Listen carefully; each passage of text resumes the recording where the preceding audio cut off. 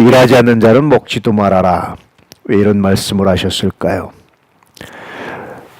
교회 내에는 일하지 않고 말만 만드는 자들이 있기 때문이다. 이제 이렇게 설명하고 있는 건데요.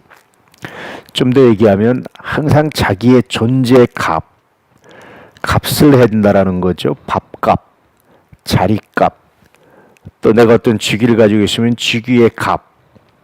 그렇게 자신의 존재의 값을 하지 않는 사람들, 이런 사람들은 아무 기업도 없다.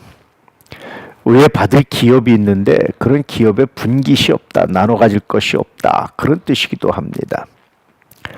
데살로니가 교회에 이단들이 들어오면서 거짓 교사들이 침투하면서 일하지 않고, 다시 말하면 주의를 하지 않으면서 말만 만드는 자들이 있었다.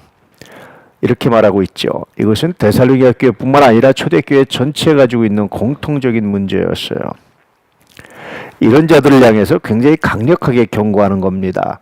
일하지 않으면 먹지도 말아라. 값을 얻으려고 값을 하지 못하면 기업을 받을 생각을 하지 말아라. 어떤 분깃을 요구할 생각하지 말아라.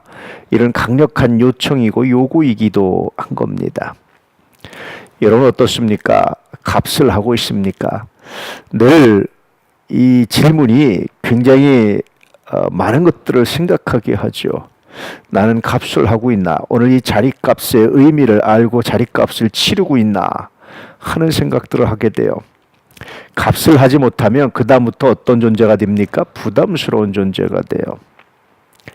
더군다나 다른 사람한테 부담이 되기 시작하면 이제 그 다음부터는 어떤 존재가 됩니까? 거절받는 존재가 돼요.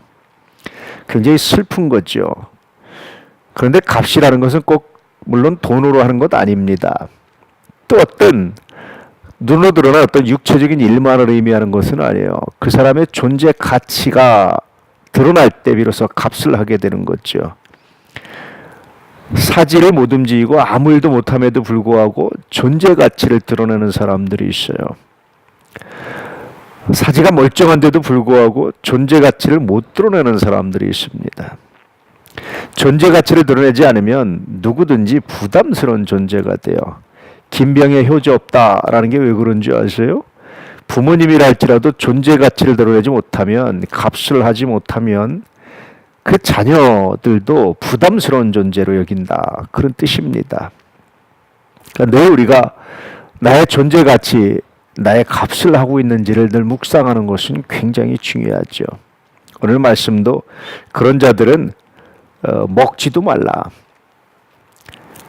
먹을 가치도 없다. 굉장히 강력하게 말씀해주고 있는 거예요. 그러면서 이런 자들에게 우리가 명하고 주 예수 그리스도 안에서 권하기를 조용히 일하여 자기 양식을 먹으라. 말하지 말고 이제 말 그만하고 말로 해서 사람들에게 민폐 끼치지 말고 조용히 자기 일을 해라.